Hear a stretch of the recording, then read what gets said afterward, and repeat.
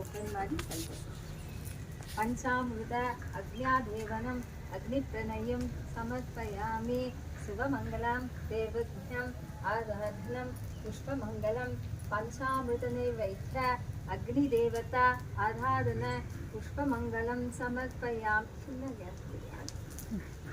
ಸ್ವಲ್ಪ ಸ್ವಲ್ಪ ಟಿಕ್ ಮಾಡಿ.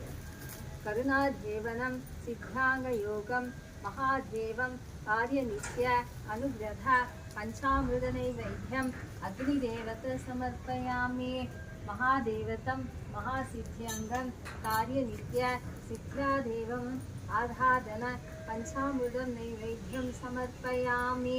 ಮಹಾದೇವತಂ ಕಾಧಾಧನಂ ಅಷ್ಟದೇವಂ ಸಿದ್ಧಿಕಾರ್ಯ ಸಮರ್ಪಯಾಮಿ.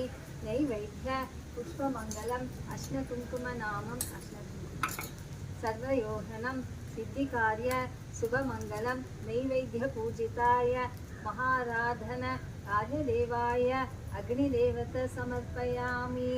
ಶುಭಮಂಗಲಾಯ ಚ ತದ್ರೂಪಾಯ ನಮಃ ಶಿವಾಧ್ಯಾನಂ ರುದ್ರದೇವಾಯ ರುದ್ರೋಯ ನಮಃ ರುದ್ರದೇವಾಯ ನಮಃ ರುದ್ರವೀರಾಯ ನಮಃ ರುದ್ರಕಂಠಾಯ ನಮಃ ರುದ್ರಯೋಗಾಯ ನಮಃ ರುದ್ರಪ್ರಾಣಾಯ ನಮಃ ರುದ್ರದೇವಾಯ ನಮಃ ರುದ್ರನಿತ್ಯಾಯ ನಮಃ ರುದ್ರಮಂಗಲಾಯ ನಮಃ ರುದ್ರದೇವಾಯ ನಮಃ. ಓಂ ಸೌಭಾಗ್ಯದೇವಂ ಶ್ರೀಮಂಗಲಂ ಆರಾಧನ ಪುಷ್ಪಮಂಗಲಂ ಮಹಾದೇವ ರುದ್ರಪೂಜಿತಾಯ ನಮಸ್ತುತಂ ಮಹಾದೇವಾಯ ಸರ್ವ ಅನುನಿತ್ಯಾಯ ಮೇ.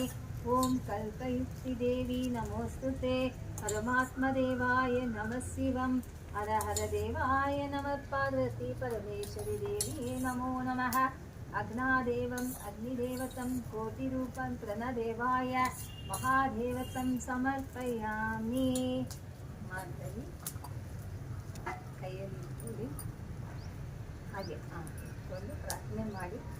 ಒಳ್ಳೆ ಕಡೆ ನನಗೆ ಸಿಗಬೇಕು, ಸರ್ವ ದೋಷಗಳು ನಿವೃತ್ತಿ ಆಗಬೇಕು, ಅಗ್ನಿದೇವತೆಗೆ ಸಮರ್ಪಣೆ ಮಾಡಿದ್ದೀನಿ, ಸರ್ವ ದೋಷನೂ ನಿವೃತ್ತಿಯಾಗಿ ಒಳ್ಳೆಯದಾಗಬೇಕು. ಆಧಾರ ಪೂಜಿತಾಯ ನಮಃ ಶಿವಂ ಪರಮಾತ್ಮ ವೇದ ಅಶ್ನಕುಂಕುಮ ದೇವಪ್ರಣಾಯ ದೇವಾಯ ನಮಃ ಪರಮಾಧದೇವಸ್ಯ ಹಸ್ತದೇವಂ ಶ್ರೀಮಂಗಲಂ ಪೂಜಾಯ ನಮಃ ಶಿವಂ ಆರಾಧ್ಯಾಯ ನಮಃ ಪ್ರಭು ಅಷ್ಟದೇವಂ ಶ್ರೀಮಂಗಲಂ ಭವಂ ಕಲಸಕ್ಕೆ. ಓಂ ಶ್ರೀಹಸ್ತದೇವಾಯ ನಮಃ ಶಿವಂ. ಓಂ ಕರ್ಪೂರ ನಿರಾಧನಂ ಆರಾಧನ ಸಮ